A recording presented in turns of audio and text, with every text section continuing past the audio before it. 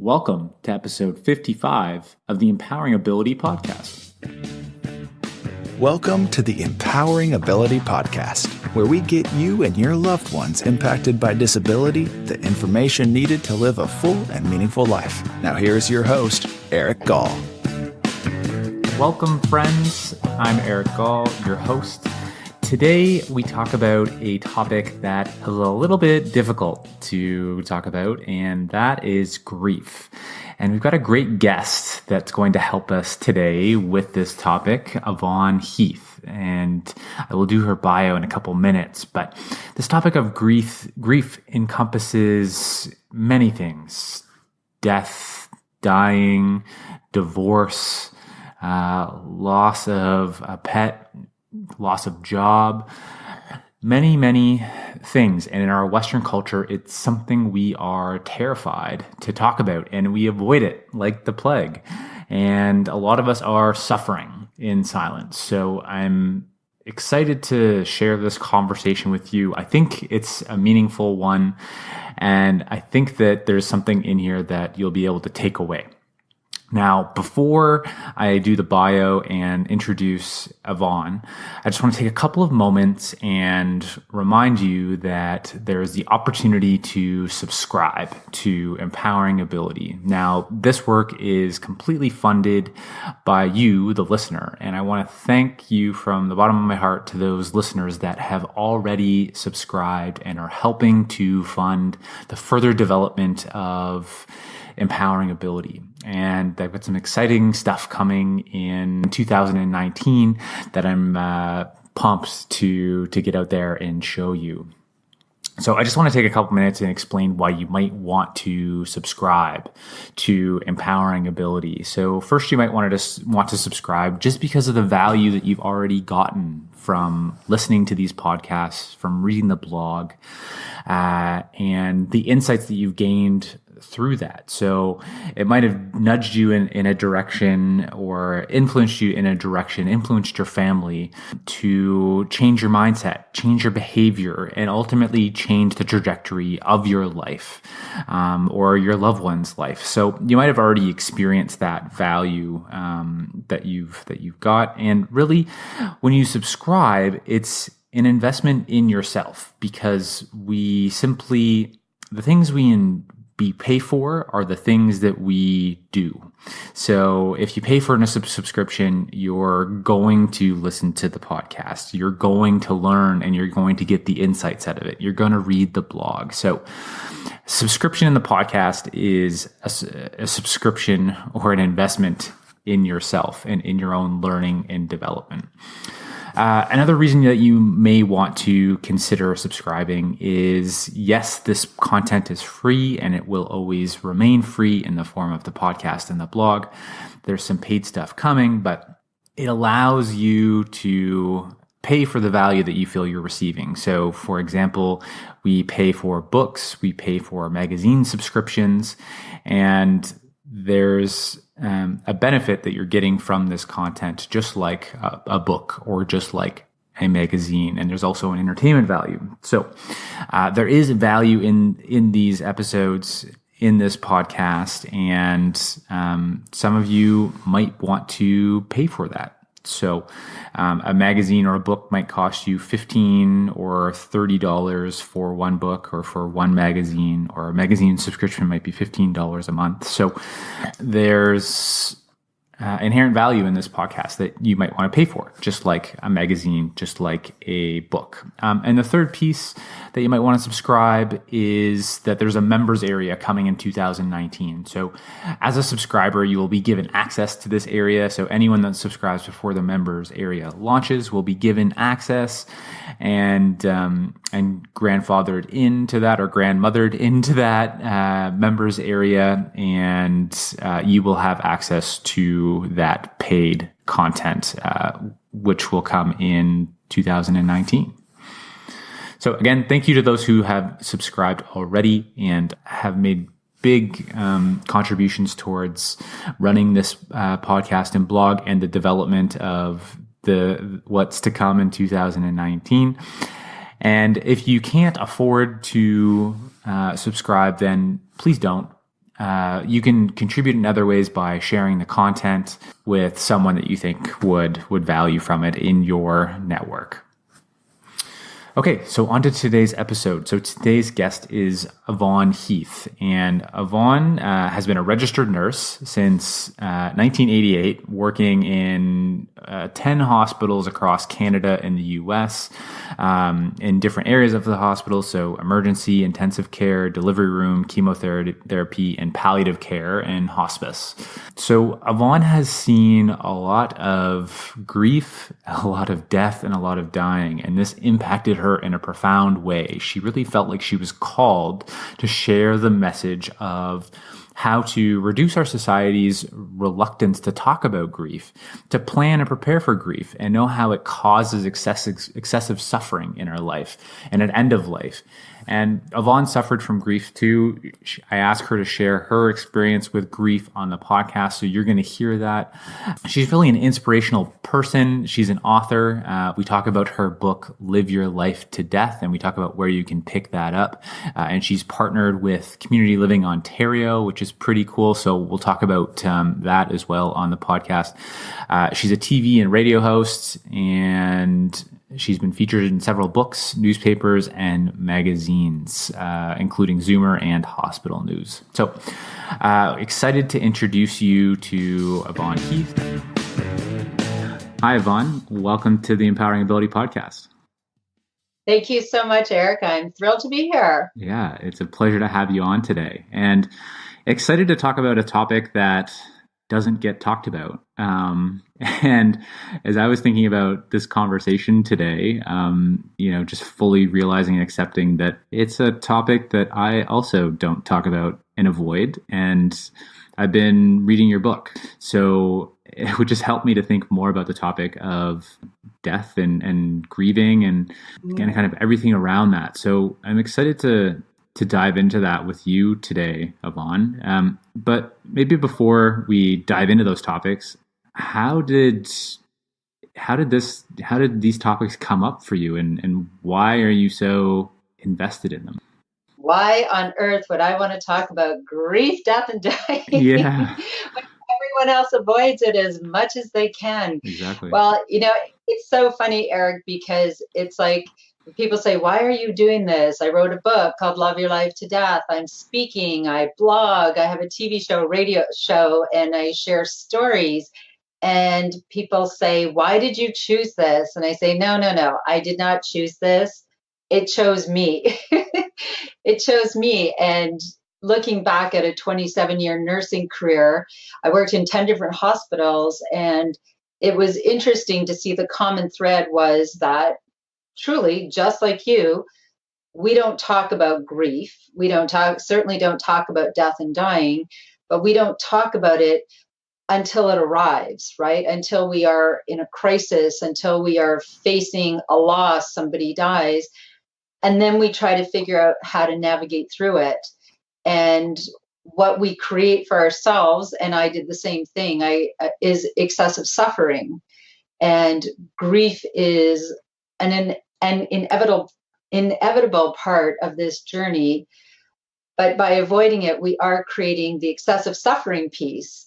And so as a nurse and as a person who was also ill prepared and who also suffered, I just could no longer not do something about it. So I took a leap of faith, left my nursing career, wrote my book, and here we are. Here we are. So Yvonne, when I think about grief, I kind of have an idea what that feeling is, but how would you define it? Like, how would someone know that they're experiencing grief? Right. I truly, when I say, and again, people always think that grief is just about end of life. And of course, there is certainly grief when someone dies, but I truly just simplify it. And grief occurs. Grief is whatever makes your heart ache, right? Like whatever you're experiencing, it doesn't matter what it is. I mean, if you're, you lost your favorite pair of shoes.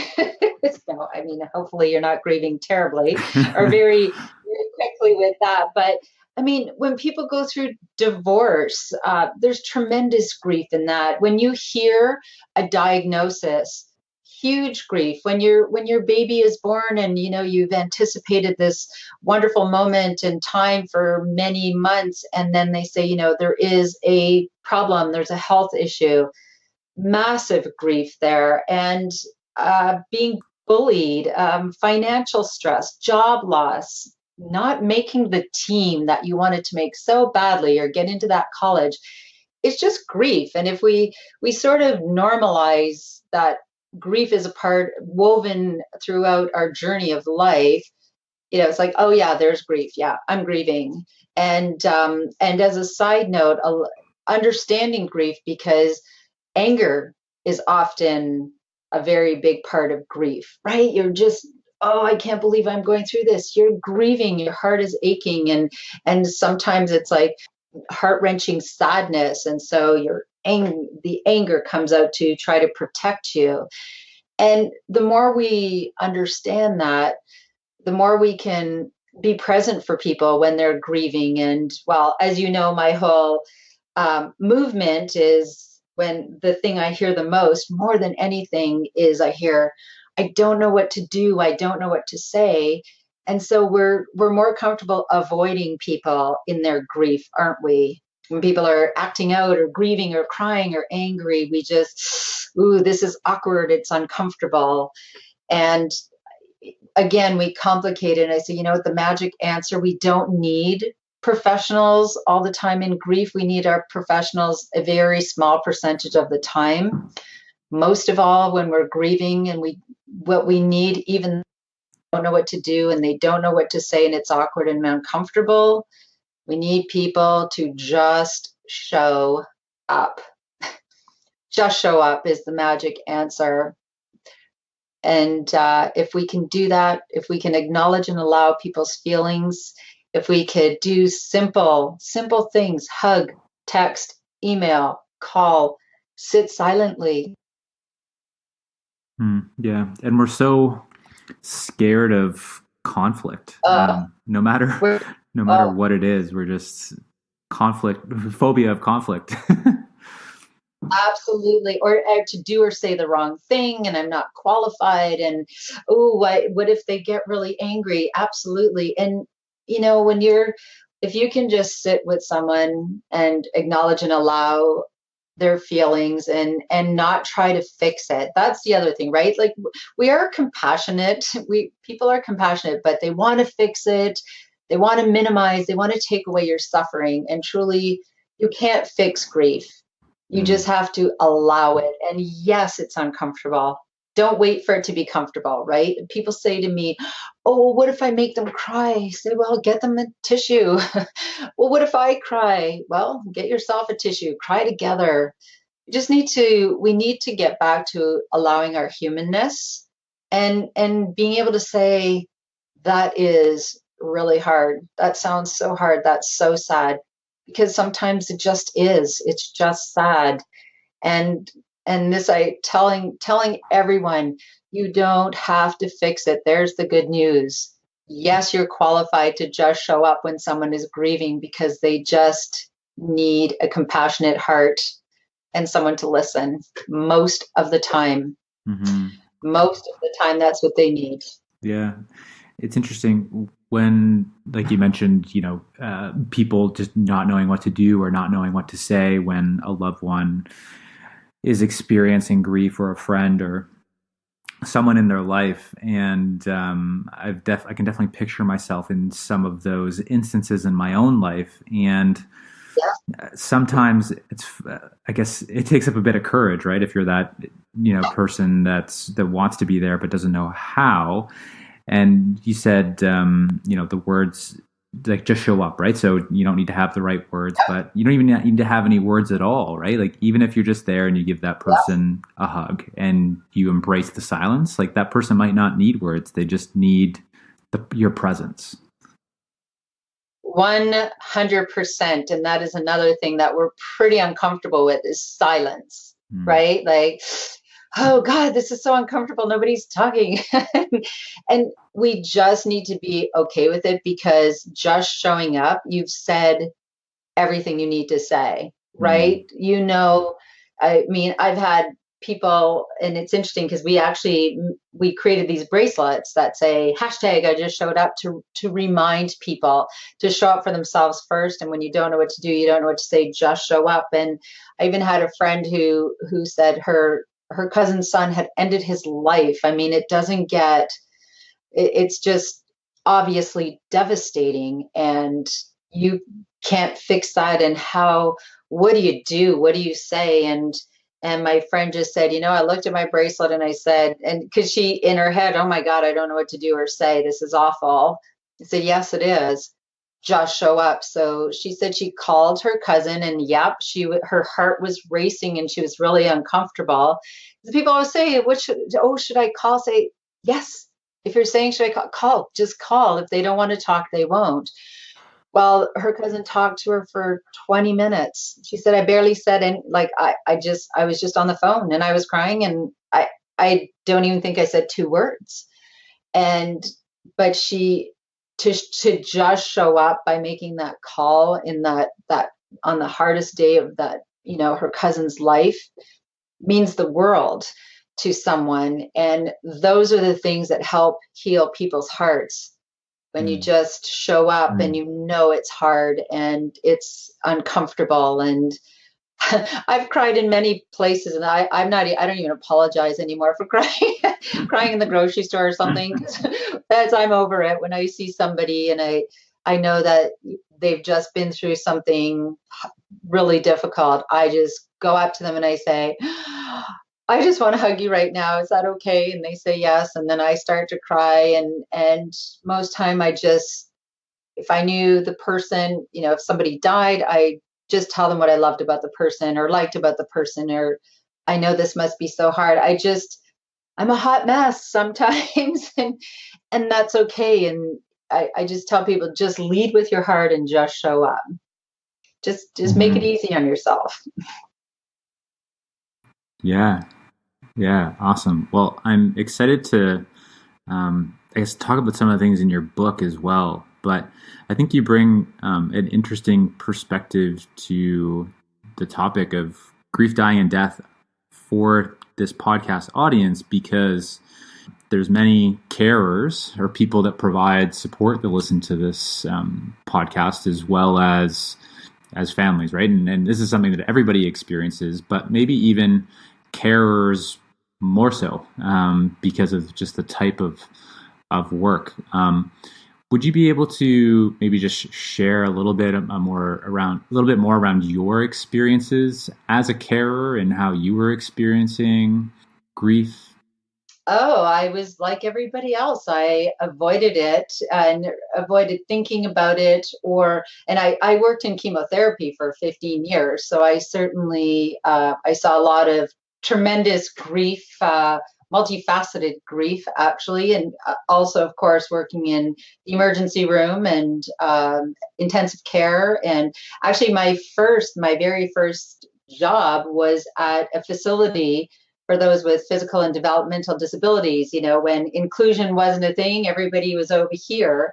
And I realized that I just absolutely loved everyone there. And I became so attached to people. And then as I continued on in my nursing career, I continued to become very attached to people. And when they died, I suffered tremendously. And one of the things I would do, as many, we don't want to feel our feelings, right? Grief is hard, and navigating through it is difficult. So I was best friends with red wine for a very long time. Oh my God, I'm grieving. Get me a bath and get me some wine. Like I didn't want to feel it, right? So as many of us do, I was always very busy or had a couple glasses of wine and just sort of avoided it. And, but I started to step back and say, wow, we really don't know what to do with grief. And I asked fellow healthcare professionals, I asked social workers and doctors and nurses, and I would say, are we well prepared personally and professionally for grief, death, and dying? And they would all say, oh no, God, we're horrible at it. And I thought, well, who's teaching community, right? Like, who is teaching communities how to navigate through grief? And nobody had an answer for me. No one had an answer for me. So I continued to suffer excessively myself as patients I love died. And I just felt so heavy. And as I had grief in my own life, and I was also being a nurse and trying to support people through grief. So I didn't do a great job. I did a great job as a nurse, I believe. But as far as having my own coping skills and strategies, I suffered a lot. Mm-hmm. So yeah, not very well. Yeah. Didn't cope very well. Right. And so lots of baths and red wine. But at some point, obviously something Yes. changed. So. Yeah, they're being really busy, just avoiding it. Mm-hmm. So something changed though, right? I mean, now you're an author, a speaker, hosting, or, you got on Rogers TV talking about grief. So what changed? Well, I started to really, as I asked fellow coworkers, are we well prepared for grief, death, and dying? And they said no.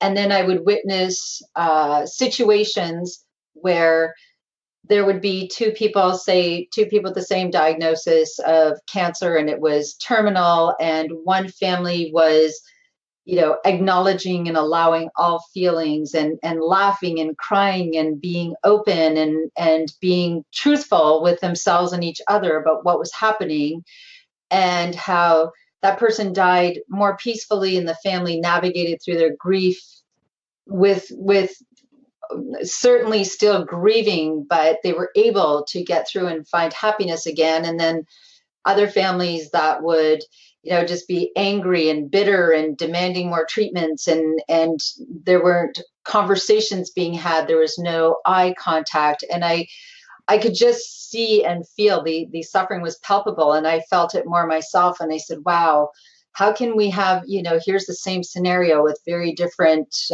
journeys. I want to see more of these journeys.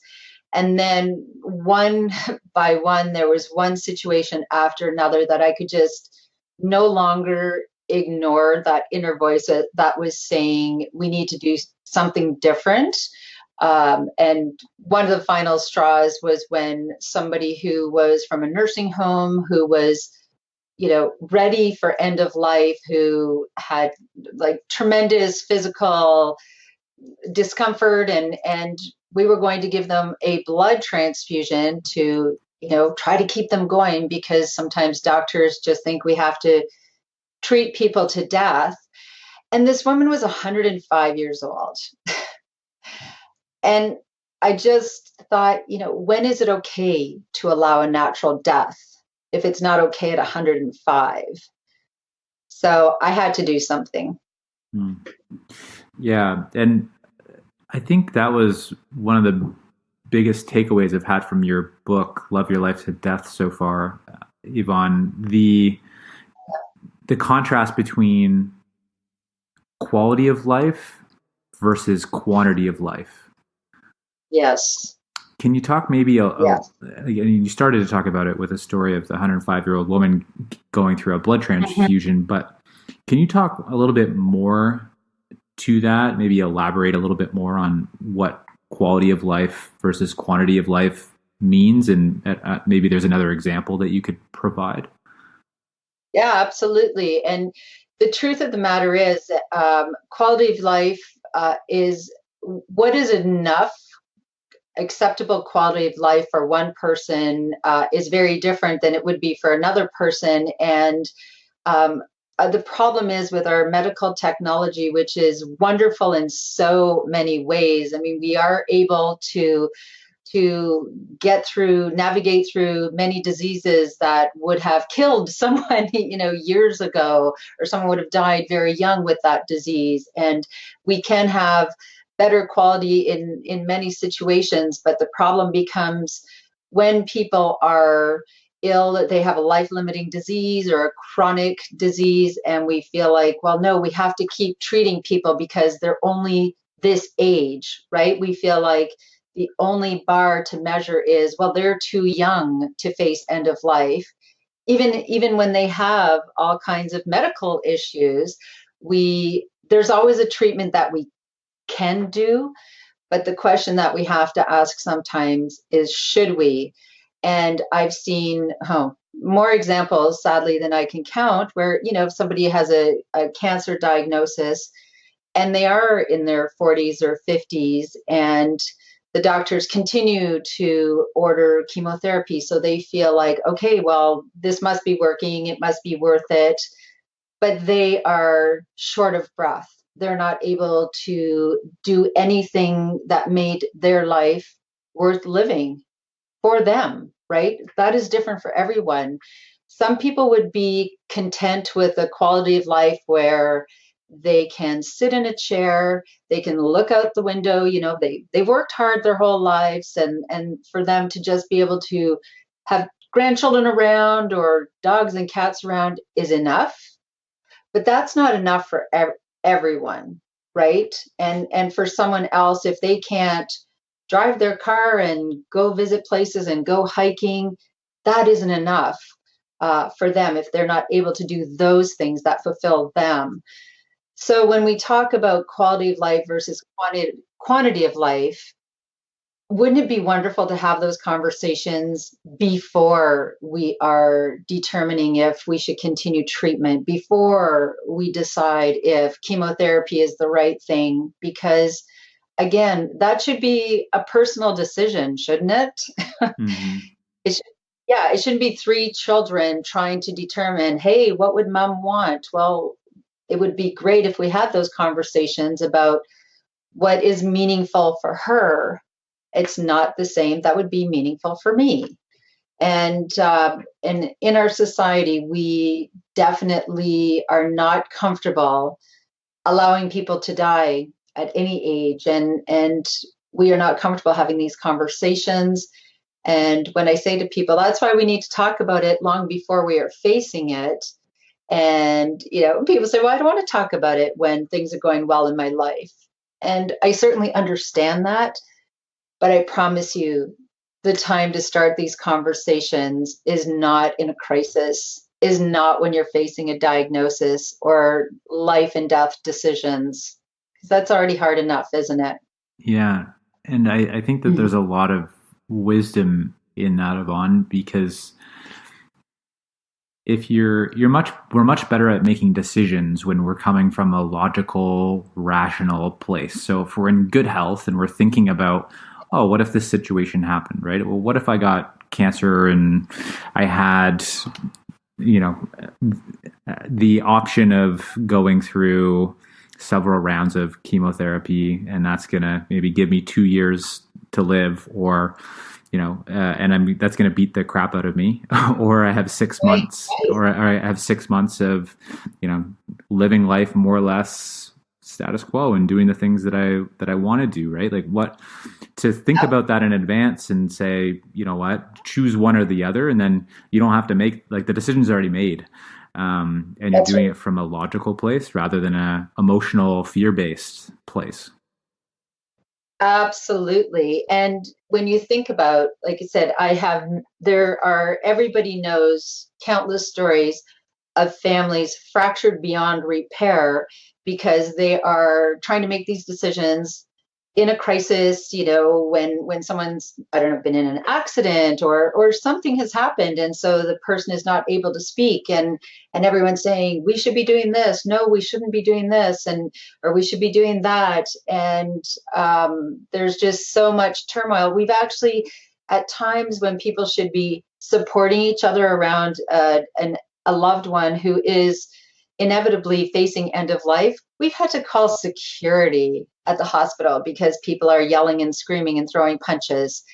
Isn't that so incredibly sad? At a time when you should be supporting each other, right? You're being hauled out of the hospital. I mean, I've seen these situations over and over again, and I've spoken to people years later who said, I haven't spoken to my sister since that day. Now, sadly, these things, many of them are avoidable. So yes, we need to normalize we need to normalize having these conversations. We just need to not see it as, oh, I don't want to talk about this. It's so, oh, it's terrible. I don't want to think about it. Let's just normalize. You become an adult and you do an end of life plan. And are you an organ donor? Let's just, and then throughout your life, you just update it every year, tax time, check your end of life plan. Is everything in order? Are my finances, my power of attorney for health, for estate? And, oh, something's changed. Let me update. Wouldn't it be wonderful if we all did that? Imagine the suffering that we could alleviate. For sure. Truly. Yeah. And you mentioned this to me previously, is that we live in a deathphobic society. So we're scared of it and we don't want to talk about it. And just, I guess, a quick public service announcement. You're exactly right on getting your estate and whatnot in line, right? So I think the stats are something like one half of people don't have a will. Right? So that's leaving quite, that's just setting your family up for frustration. Disaster. Yeah, frustration or worse upon your passing. And oh, definitely. And when you say half have done a will, I have spoken to more people than I can count that maybe they have a will, but it was written in 1972 and it hasn't been updated. So that is another thing that fractures families beyond repair. And actually I love Your Life to Death as on my website. I have resources, and I just connected with this incredible couple that created this Life Goes On roadmap, helping people to navigate through to get all of their financial and personal papers in order. And again, one of the greatest gifts that we can give ourselves and our families, because let's be honest, it's the elephant in the room. You know that you should do it, and it kind of nags at you in the back somewhere here. Mm-hmm. So let's just get it done. Just get it done and just normalize. Like I said, tax time, let's just update and check in. And, it's also a good way to remind yourself, it's very sad to live in fear of dying when it just really is the end of this journey. I mean, we are not meant to live forever. Can you imagine? Like, oh, Eric, how old are you? Oh, I'm 399. I mean, we're not meant to live forever. We're meant to live our lives as fully as possible and, just pass the baton over to the next generation. And that's just part of this journey. And again, to diffuse the fear, to have conversations. Of course, we're fearful of things we don't talk about. Let's talk about it. What are you afraid of? What is your greatest fear? Let's just get it out there. Mm-hmm. Yeah, it's interesting.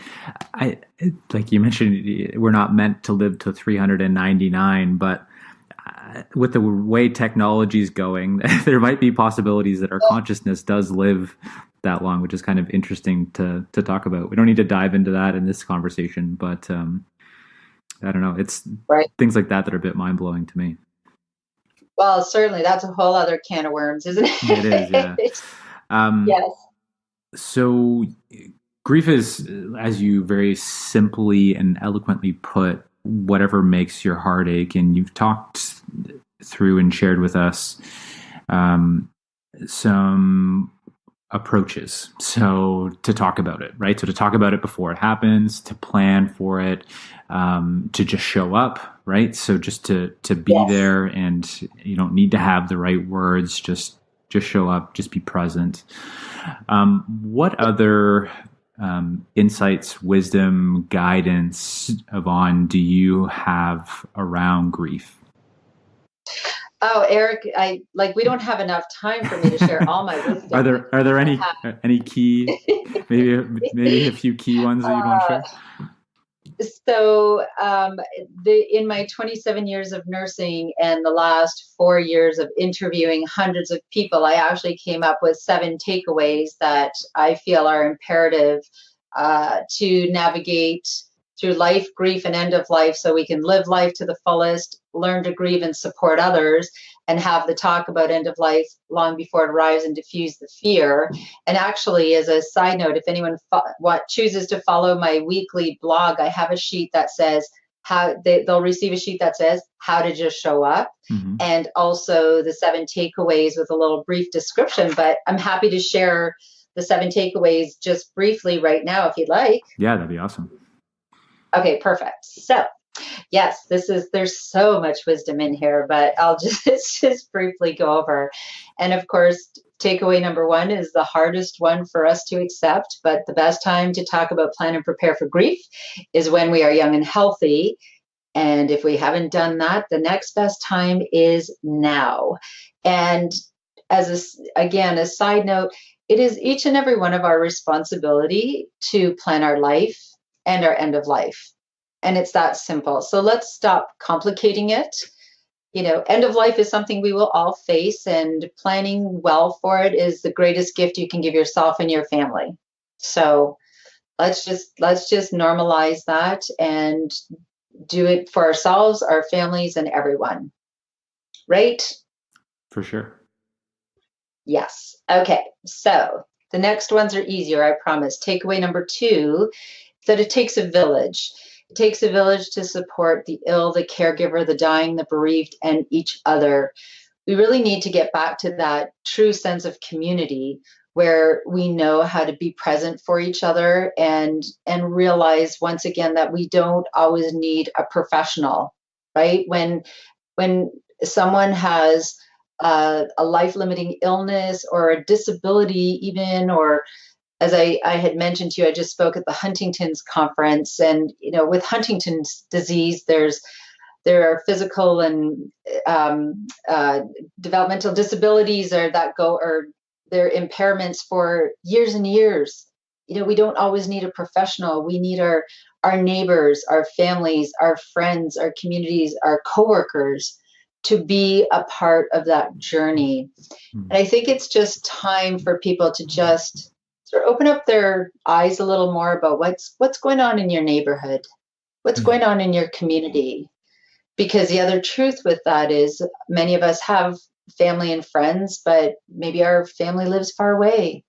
What is there a little old lady down the road that's just completely by herself in isolation? Maybe a nice cup of tea would be something that would just make her day. Yeah. So just to be a little bit more aware of what's going on in your village. Yeah. Just quick, before we go to the next one, Yvonne, just to get your thoughts on something. So for people with a disability, or for if you have a sibling with a disability, or if you're a parent and you have a son or a daughter with a disability, I've heard many people describe that as being an isolating experience or a lonely experience. So have you had people that have come to you that have said, well, I don't have a village, or I don't have anybody to go to? And what would your response be to them?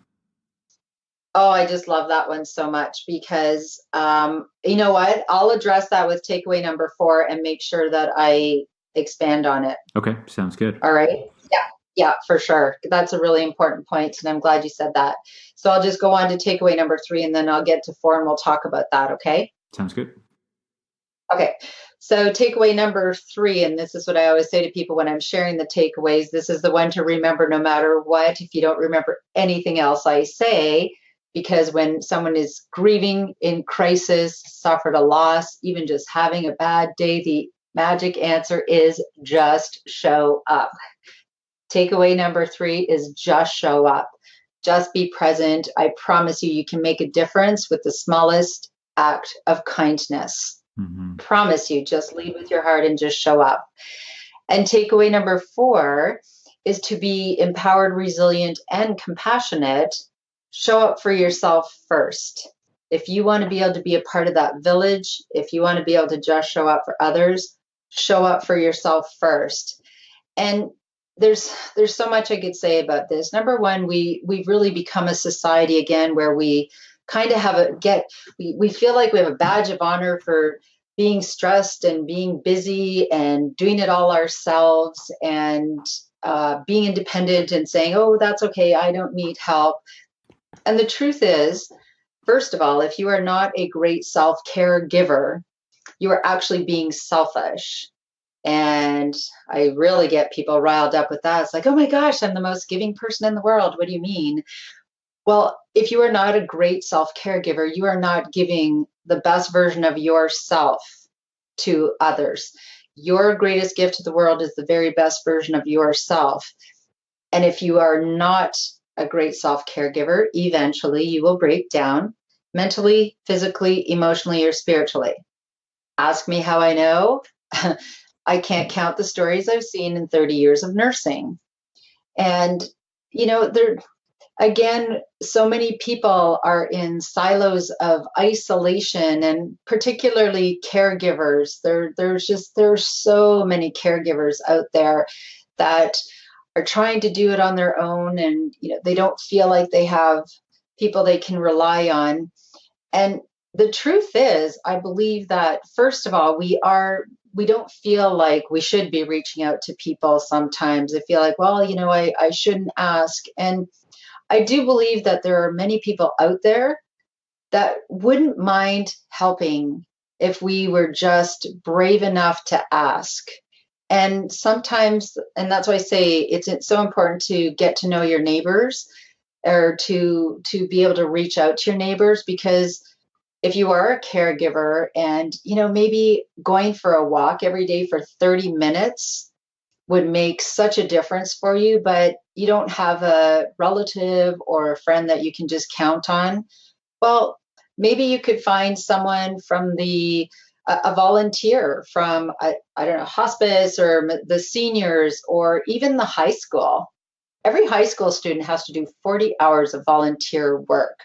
What if you could find a very reliable, respectful teenager who could sit with your loved one so you could go for that 30-minute walk? Or maybe they could be someone who helps you with the daily activities or things that need to get done around the house. That's what I feel like. Let's use those students.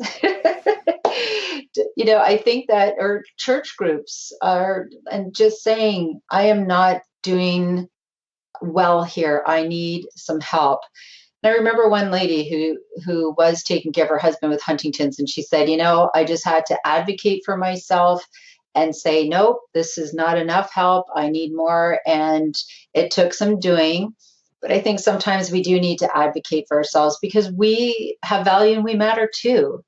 And so I think that is a really critical piece. Do you agree with that, Eric? Yeah, for sure. And I think, kind of just circling back to the question that I was asking earlier around disability being a lonely or isolating experience, it doesn't have to be, right? I think that's what you're sharing is like, make a relationship with your neighbor, make a phone call Absolutely. To a family member. Like I guess, don't give away our power, right? Like there's things that we can do to make that connection. And it doesn't have to be somebody reaching out to us, even though maybe we wish it was somebody reaching out to us. Oh, like, wouldn't that be wonderful? Yeah, that would be great. Right. And yeah, and that just reminds me of a story that I heard. I was doing a presentation, and when we were talking about all of these takeaways, and this one staff person raised her hand and she said, well, when my mom was in the hospital and she was really ill, and my brother and I asked for, or I did need help. Well, yeah, sure. That was really helpful. My brother and his children arrived at my house. Well, great. Then I had to make meals for everybody, and they still didn't help with mom. So I had to do that, and I had to do all these things. And I just said, oh, no. I am going to stop you right there. What do you mean you made meals for everybody and you went to visit your mom every day and you did all that? Said, I'm sorry, I'm a little tough love here, but you made that decision, because if that happened in my house and they came, all arrived, I say, okay, so who's taking what shift to go visit mom? And I'm not making any meals. So who's going to be doing the cooking and who's doing the groceries? And I won't be making any meals right now with everything else going on. So if you're not cooking, it's takeaway, I guess, or takeout, I guess. Like, Why do we feel like we have to do everything? Right. I wouldn't do that. Right. Yeah. There's Yeah. not a chance. Right. Right. Yeah. And I think, well, So it's interesting. There's making a connection to that story, and I'm not trying to pretend to be a psychologist here, but, I think in a situation like that, just, okay, what am I going to do? I'm going to make myself busy so I don't have to deal with the realities of what's actually happening. Right. So, exactly. Yeah, and I'm a hero because I'm doing all this. Look at me, I'm so busy and stressed and I'm taking care of everything. mm-hmm. I'm not doing that to myself. I would not. Yeah, there's a big meal at my house. It's potluck and everyone help with the dishes, please and thank you. Yeah, exactly. Children included. Yeah. So we need to reach out. We have value and we matter, and being a great self caregiver is you're being a great example to others, and then you're preventing burnout much greater when you keep checking in with yourself and you take good care of yourself, right? So it's imperative, especially if you're a caregiver. It is imperative. So reach out there somewhere. Don't be the hero. Yeah. I mean, obviously, I know easier said than done. Yes, most of what I talk about but it is possible. It is possible. And actually, that's a good lead in for takeaway number 5, because that is structure your life in such a way that you are self-reliant, and so are the people surrounding you. So there and again, when, there's dishes that need to be done and bathrooms that need to be cleaned and groceries, how about we ask everybody to pitch in, and everybody knows how to do these things, and everybody is self-reliant. And one of the biggest things I always ask people is, we've all known the couple that have been married for 50 years, and the wife either becomes ill or she dies, and the husband's never made a sandwich. Never made a sandwich in his entire life. So now not only is he grieving, well, he's hungry. Now he has to figure out where the bread is. Or the same couple and the husband becomes ill or he dies and the wife's never paid a bill. Mm-hmm. Right? Mm-hmm. There's another way that we compound our suffering. Yeah. By people depending on us, and we don't know how to do each other's jobs. So it's a much greater gift to help people have the gift of self-reliance than feel like you have tremendous value because everyone depends on you, right? Oh, this family would fall apart without mom. Well, don't put yourself in that position. Actually, create self-reliance so that if you're ill, if you're away, if you have to get your gallbladder out, for heaven's sakes, I mean, things happen. Life is unpredictable. Prepare for anything. So structure your life in such a way that everyone can pitch in, can help, and the ship sails without you, whether you're having a nap or not, right? Yeah. So I don't know the exact stats on this, but I'm going to take a stab at it. Of the parents listening to this podcast that have a son or a daughter with a developmental disability, I'm going to say 90% of them are probably feeling some sort of discomfort listening to you talk about this, because from my experience and conversations with, I'd say at least 100, probably a couple hundred parents that have sons or daughters with disabilities, is that, there's this sense that no one can do it as well as I can. And that's right. Maybe it's not said, but it's shown in actions. And there's this, and it's just a form of, I think, habit. And, this is the way that we've always done it, is for people with developmental disabilities, often their parents just do absolutely everything for them, even though they have a ton of capability to learn and to do those things themselves.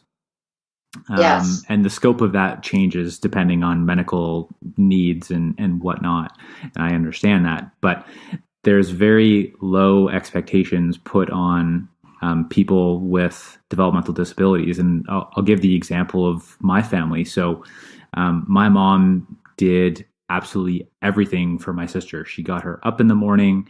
She made her breakfast. She made her lunch. She did her laundry. She, helped her with her evening routine, made her dinner, cleared her dishes, like absolutely everything. So my sister would never attempt to do anything because she's learned that she didn't have to, right? So like in positive psychology, it's called learned helplessness. And I've been talking about this in the last couple of podcasts, but now that my sister has moved in with me, she's getting up at a more regular time. She's making her bed in the morning, or working on making her bed every morning. Not perfect, but working on it. She's making her own breakfast. She's rinsing out her own dishes. She's putting them in the dishwasher. She started to do her own laundry. Like if you had have told my mom that my sister would be doing these things 6 months ago, she was like, yeah, there's no way.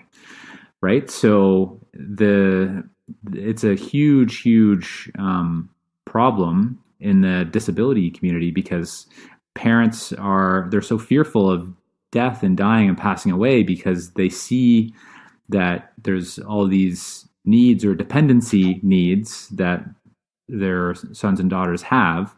And well, who's going to do these things? And what does that look like? But I think just this point that you're sharing is create some self reliance and, hold some higher expectations of those people that are depending on you. And give them the opportunities to try. Be their best self. Yeah, exactly. Yeah. So I would first say, Eric, that I certainly commend you for giving your sister the opportunity to be her best self, right? And I feel like, I mean, it's no different than having a teenager or a child. If I did everything for my kids, they'd let me. They don't always like volunteer to clean their bathroom and do all the things that I tell that they have to do. They wouldn't do it, and they would gladly have me do that. And then I would be very exhausted, and maybe I would feel like, oh, I have tremendous value. They can't do things without me. But when you hold the bar, not at a level that is not attainable, because that's just frustrating, but when you hold the bar for someone at a level where they can become their very best, I think that's a great gift for them. And it also takes some of the pressure off the caregiver. And that learned helplessness, we are certainly not doing anyone any favors, are we? No. So I think that is, it's out of love, of course. I know people, do everything for their children, especially if they have more concerns because they love them or they're fearful. But my question would be, what can you do to change that?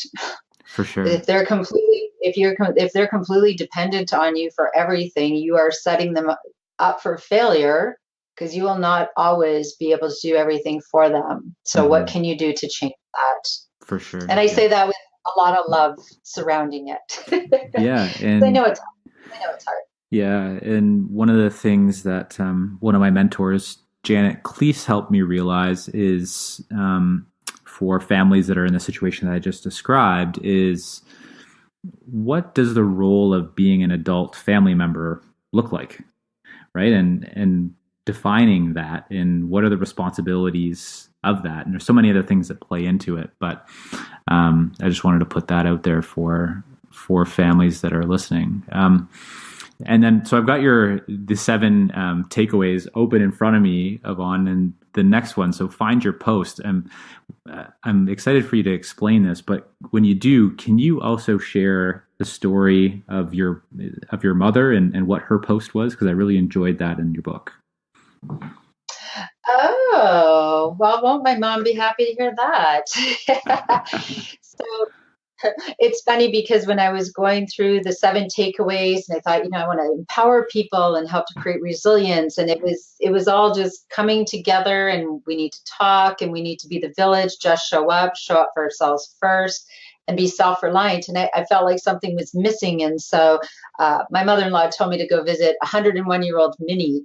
And she was just this extraordinary, sharp as a tack woman. And I said, Minnie, I'm trying to empower people, and we're we're scared to death of death. We don't know what to do with grief. And you've been here for more than 100 years. You must have tremendous wisdom, which at first she didn't think she did. But then she stepped back and she said, we all need a post, something to hang on to that can be there for us no matter what in times of despair.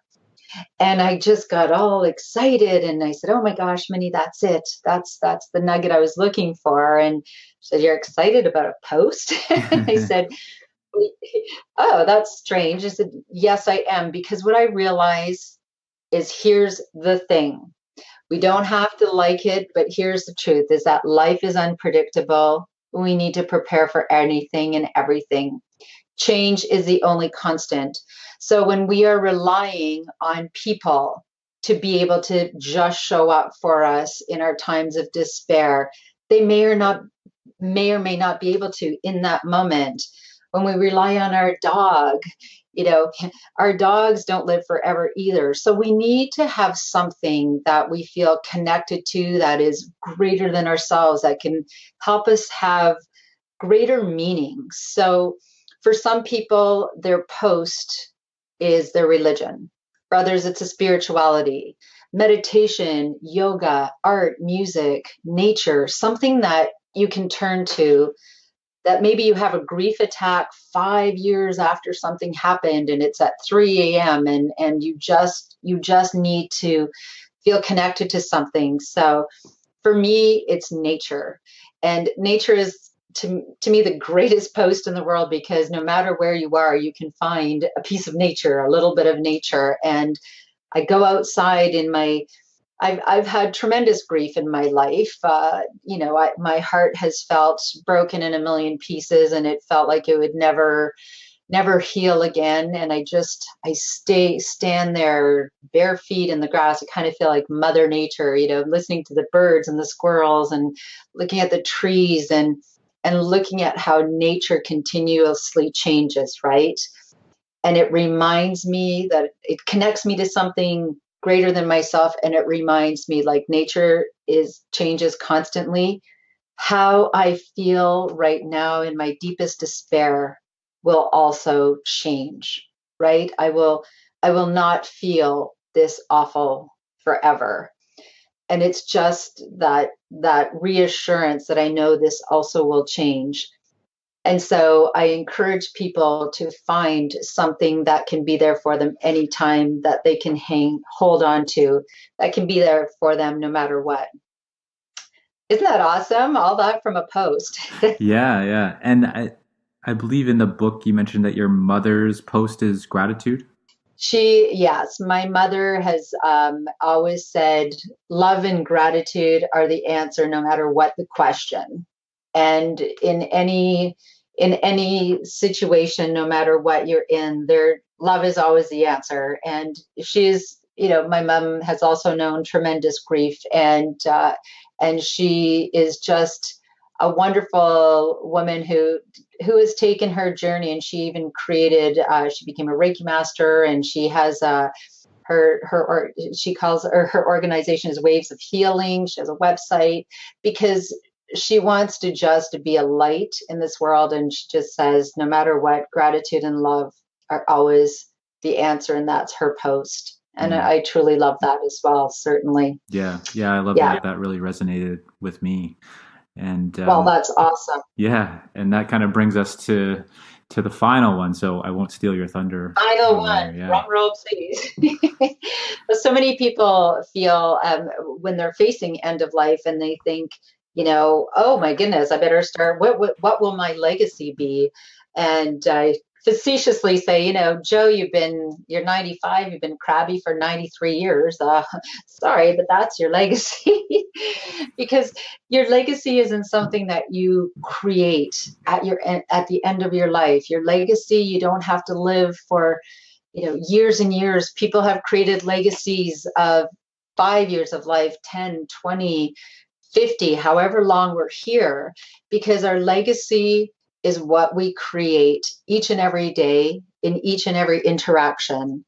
Are we kind to people? Are we, do we random acts of kindness, and do we feel the positive or the negative? And those are all those small gestures and acts of kindness are what literally heal the world. And what an incredible legacy to leave, a legacy of kindness. And again, it doesn't have to be anything grand. You don't have to leave your 27-year nursing career and become an author and a speaker.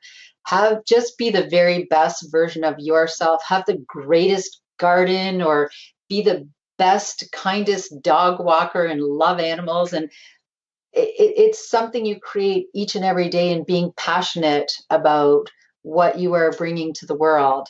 So just say, what will your legacy be? Something to think about each and every day. Yeah, I love that. And I've thought a fair amount about legacy as well, but you just kind of gave me a new perspective, which I really appreciated it. And it reminded me of the quote by Maya Angelou, which is, people may not remember exactly what you did or what you said, but they will always remember how you made them feel. And that's right. As you were talking, it made me think of somebody giving a eulogy or saying something at a funeral, and what they're going to talk about is the things that they're remembering about you or how you made them feel, right? And there might be stories around that, but it's going to be around how you make them feel. And that's a responsibility that we have, that we live day to day. That's not a one-time thing or something to do passively, but that's something to hold every day. Well, and I just say to people, will people be glad that you arrived, or will they be glad when you left? Right? It's like, people who are just cloaked in negativity, I just try to send them love. And everywhere that I go, I'm hoping that maybe if I shared a little light in someone's dark day, or I made someone laugh, or I hugged them, or whatever, I think, wow, that's a good day. That's a good day. Just those little things. And the big thing that I want people need to understand is, when you are grieving, or when you are sad, or when you are feeling lonely, go do something nice for someone else. It's like medicine. Mm-hmm. I always say to people, I am a do-gooder. And I said, I don't even know if it's because I'm a nice person. It just makes me feel so good. I'm being selfish here. Yeah. I'm being selfish. I can go be nice to someone, so I feel good about myself. So with the inspiration from your mother, Yvonne, I'm just super grateful that you're bringing this conversation out of the shadows and shining the light on it, and encouraging us to talk about grief and to just show up. And I'm also grateful for the wisdom that you've collected, and sharing your personal experiences with grief as well. And and bringing this conversation out to the masses in the world. So thank you for doing that work. And you mentioned a few resources, Yvonne. So where can our listeners go to check out those resources? You mentioned your website. So that's probably a main point. What's the URL for the website? It's www. I guess you don't even have to say that anymore, do you? loveyourlifetodeath.com. And I have, like I said, I do a weekly blog, and with a video vlog. And sometimes it's a happy one. Sometimes I'm having a hard time in life, and I just I unapologetically share my humanness. But most importantly is, when you follow, you get the 7 takeaways and the how to just show up sheet. And there's other information. And I always say to people, please feel free to send us an email. We're learning as we go along as well. And this is Love Your Life to Death as a community. And we want to continue to learn from everyone. That is what I do. I learn from people's stories, and we can support each other. And, the other big piece with that is, it isn't joy or sorrow. It isn't happy or sad. It's a roller coaster, right? It's all interwoven. And when we take good care of each other, we can get through it with greater joy. Yeah, fantastic. And people can also pick up the book, so Love Your Life to Death. And you've recently formed a partnership with a organization that supports the developmental disability community. So can you tell us where folks can go to pick up the book, and while doing so, also support the developmental disability community?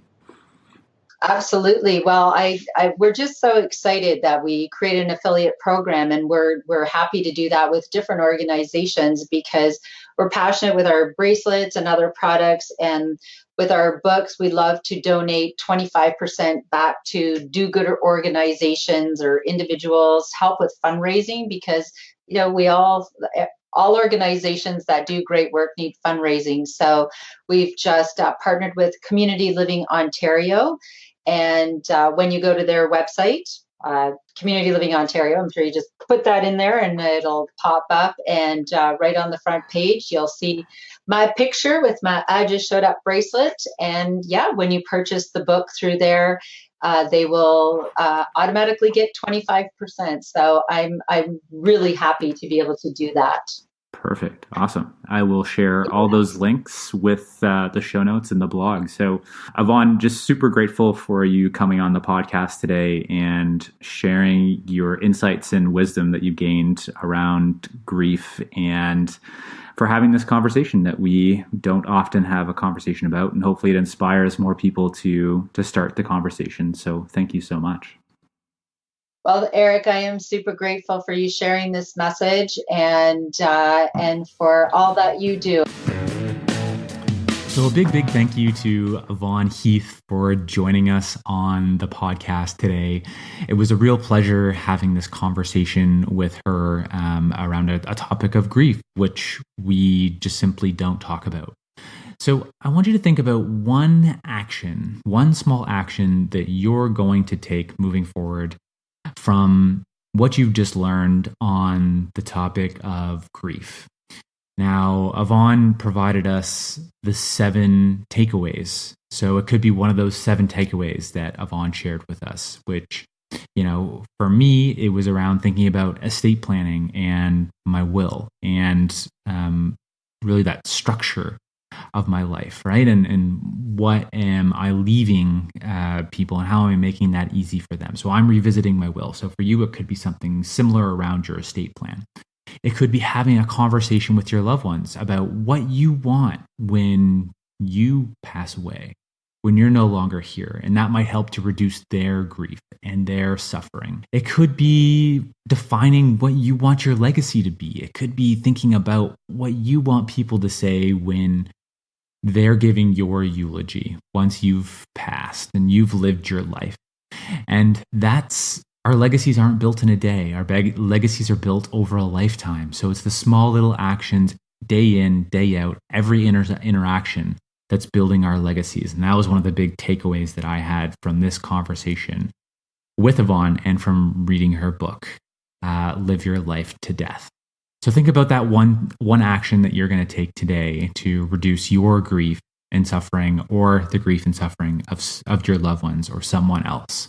And that also might be just showing up, right? Yvonne's a big advocate of just showing up, even if you don't know what to say, just be there. That's what's meaningful. That's what's important. Now, I want to ask all of you listeners a favor. I want to ask you to sign up and subscribe to the Empowering Ability podcast on your smartphone. So whether you have an Apple or an Android phone, you can do this. So if you have an Apple phone, it's just the podcast icon, the purple icon on your phone. Click on that and then type in Empowering Ability in the search. Empowering Ability in the search.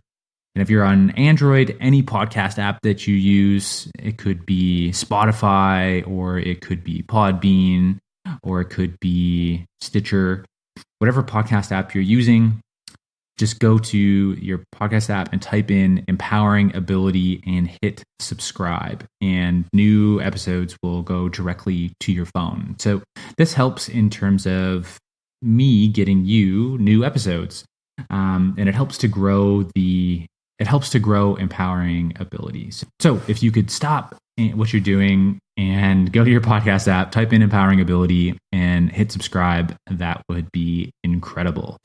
I also want to remind you that you can subscribe. This is a different kind of subscribe.